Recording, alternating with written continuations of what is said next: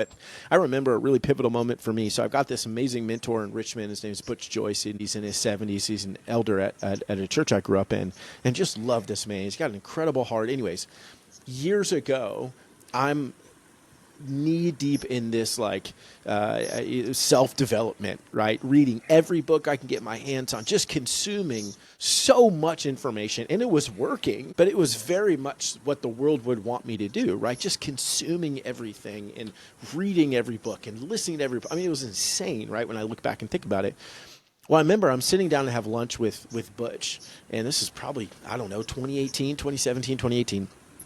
I'm sitting down with him, and he had started his business and been in business for about 10 years before he became a believer. You've been in for 6, 7 years right before you become a believer.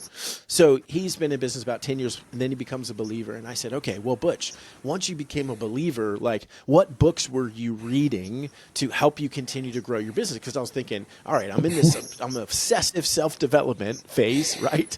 And I remember his response. He goes, what do you mean? And I was like, what books did you read? And he goes, The, the Bible. And I'm like, yeah, and I remember saying like, well, yeah, of course, but like, what else? He the was like, Bible. I mean, that's basically it. Yeah, right. And I was like, I don't, because I was in that stuck in that phase of like, that doesn't make any sense.